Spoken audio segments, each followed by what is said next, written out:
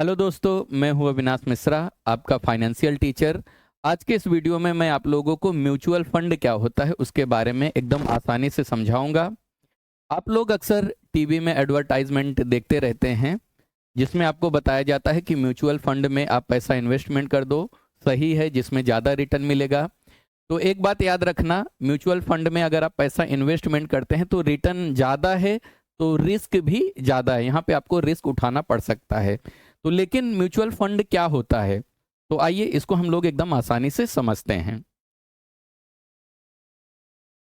Mutual fund जो है वो दो शब्द से मिलके बना है, एक है म्यूचुअल और एक है फंड। म्यूचुअल का मतलब होता है कॉमन। म्यूचुअल का मतलब क्या होता है? कॉमन। कॉमन का मतलब क्या होता है? जो सबका होता है उसे हम लोग क्या कहते हैं? कॉमन कहते हैं। और फंड का मतलब आपको मालूम ही है, फंड का मतलब क्या होता है? फंड का मतलब होता है पैसा। तो क्या होता है? एक कंपनी होता है। कंपनी को हम लोग क्या कहते हैं? Asset management company. तो म्यूचुअल फंड में एक कंपनी होता है, एक ट्रस्ट होता है, जिसे हम लोग क्या कहते हैं? Asset management company. एक कंपनी क्या करती है? बहुत सारे लोगों से पैसा इकट्ठा करती है। याद रखना, म्यूचुअल फंड क्या होता है? म्यूचुअल फंड मतलब क्या होता है? एक ट्रस्ट होता है, एक कंपनी होता है। उस कंपनी को हम लोग एएमसी कहते हैं। एएमसी का मतलब क्या है? Asset management company. एक कंपनी क्या करती है? बहुत सारे लोगों से पैसा इकट्ठा करती है, यानी बहुत सारे इन्वेस्टर क्या करते हैं? इस कंपनी को पैसा देते हैं। जैसे कि अगर मुझे म्यूचुअल फंड में इन्वेस्टमेंट करना रहेगा तो मैं क्या करूंगा? किसी कंपनी को पैसा दूंगा। समझ में आ गया? मैं डायरेक्ट इन्वेस्टमेंट नहीं करूंगा, किसी कंपनी को पैसा दूंगा। उस कंपनी को हम लोग कहते हैं एएमसी। इसका मतलब क्या है? Asset management company. समझ में आ गया? तो एक कंपनी क्या करती है? लोगों से पैसा इकट्ठा कर लेती है, यानी बहुत सारे लोगों से क्या करती है? बहुत सारा पैसा इकट्ठा कर लेती है।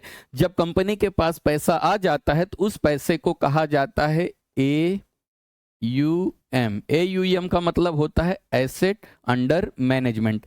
जब कंपनी के पास पैसा इकट्ठा हो जाती है तो कंपनी क्या करती है? उसके पास एक प्रोफेशनल होते हैं, एक नहीं बहुत सारे ऐसे प्रोफेशनल होते हैं। उस प्रोफेशनल को हम लोग फंड मैनेजर कहते हैं। वो फंड मैनेजर क्या करते हैं? जो लोगों से इकट्ठा किया हुआ पैसा है, उस पैसे के बारे में सोचते हैं कि हमें कहाँ इन्वेस्टमेंट करना है। तो ये फंड मैनेजर क्या करते हैं? फंड मैनेजर जो लोगों का पैसा इकट्ठा हुआ है, उस पैसे को अलग अलग जगह पे इन्वेस्टमेंट करते हैं ताकि लोगों को क्या हो सके? ज़्यादा से ज़्यादा रिटर्न मिल सके। तो ये जो फंड मैनेजर होता है हमेशा सोचता है कि लोगों को पैसे ऐसे जगह इन्वेस्टमेंट किया जाए जहां से लोगों को ज़्यादा से ज़्यादा प्रॉफिट मिल सके, ज़्यादा से ज़्यादा फायदा हो सके। तो इसके बदले में क्या करता है जो फंड मैनेजर होता है? थोड़ा बहुत 1-2% जो है कमीशन लेता है। तो आप म्यूचुअल फंड को समझ गए होंगे। तो अब हम समझेंगे म्यूचुअल फंड जो है कितने टाइप के होते हैं। तो याद रखना, म्यूचुअल फंड जो है वो 3 टाइप यानी 3 प्रकार के होते हैं। पहला जो होता है इक्विटी म्यूचुअल फंड होता है। इक्विटी म्यूचुअल फंड क्या होता है? जब आपका पैसा जो है स्टॉक मार्केट यानी शेयर मार्केट, बड़े बड़े कंपनियों में लगाया जाता है तो उसे हम लोग क्या कहते हैं?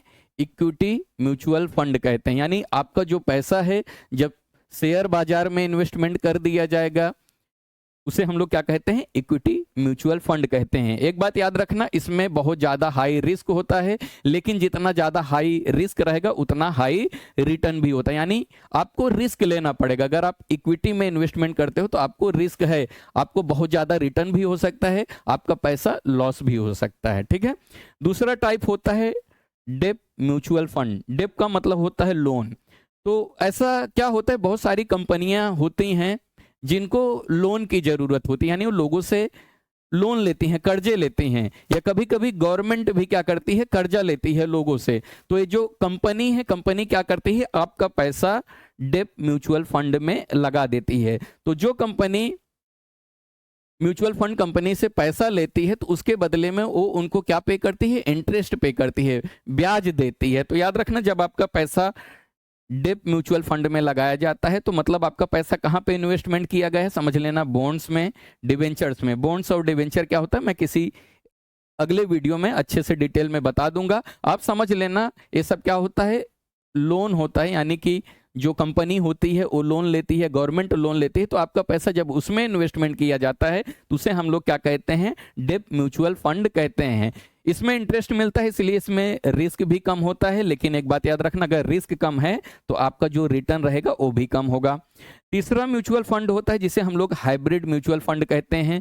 जब आपका पैसा दोनों जगह पे इन्वेस्टमेंट कर दिया जाएगा, यानी आधा पैसा जो रहेगा इक्विटी में डाल दिया जाएगा, आधा पैसा डेब्ट में डाल दिया जाएगा। जो प्रॉफिट और लॉस है उसे बैलेंस करने के लिए ऐसा किया जाता है। जब आपका पैसा दोनों जगह इन्वेस्टमेंट कर दिया जाएगा, यानी आधा पैसा इक्विटी में लगा दिया जाएगा या कुछ पैसे इक्विटी में या कुछ पैसे डेब्ट में लगा दिया जाएगा, तो उसे हम लोग क्या कहते हैं, उसे हम लोग हाइब्रिड म्यूचुअल फंड कहते हैं।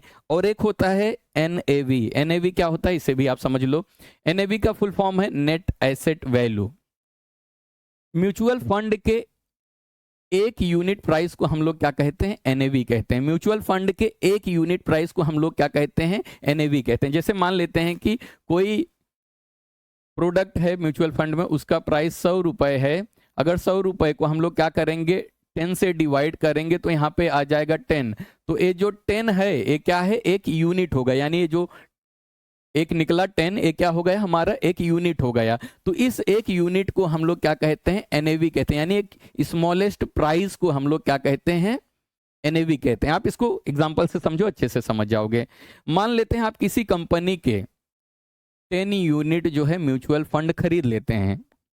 किसी कंपनी के आप क्या करते हैं, 10 यूनिट म्यूचुअल फंड खरीद लेते हैं और एक यूनिट म्यूचुअल फंड का प्राइस जो है 10 रुपए है। यही जो छोटा प्राइस है, इसी छोटे प्राइस को हम लोग क्या कहते हैं, नेट एसेट वैल्यू। तो आपने क्या किया, किसी कंपनी का 10 यूनिट म्यूचुअल फंड खरीद लिया। एक यूनिट का प्राइस कितना है, 10 रुपए है, तो आपने कितना इन्वेस्टमेंट किया, 100 रुपए। एक यूनिट का प्राइस 10 रुपए है, आपने कितना खरीदा, 10 यूनिट खरीदा, तो आपने कितना रुपए इन्वेस्टमेंट किया, 100 रुपए इन्वेस्टमेंट किया। समझ में आ गया। तो आपको टोटल कितना यूनिट मिल जाएगा, 10 यूनिट म्यूचुअल फंड मिल जाएगा।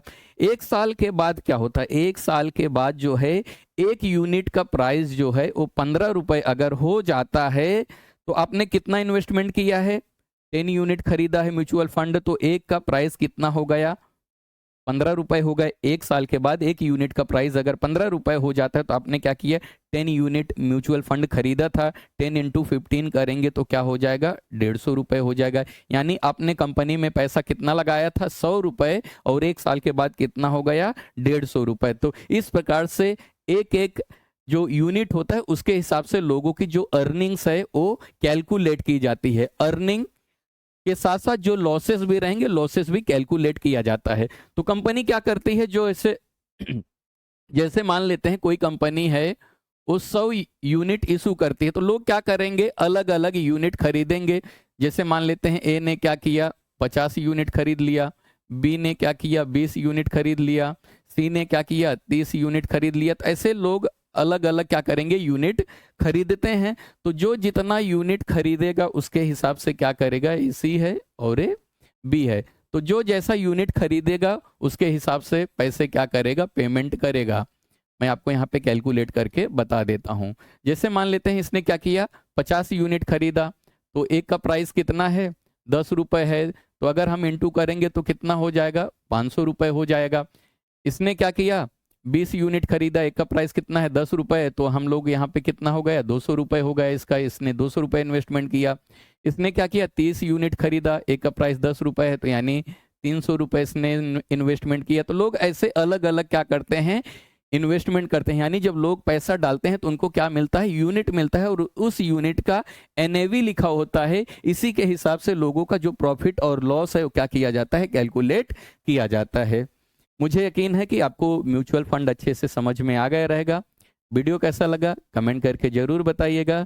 अगर अभी तक इस चैनल को आपने सब्सक्राइब नहीं किया तो कर लीजिए, क्योंकि आपको इस चैनल पर फाइनेंशियल रिलेटेड वीडियोस मिलते रहेंगे। वीडियो देखने के लिए धन्यवाद।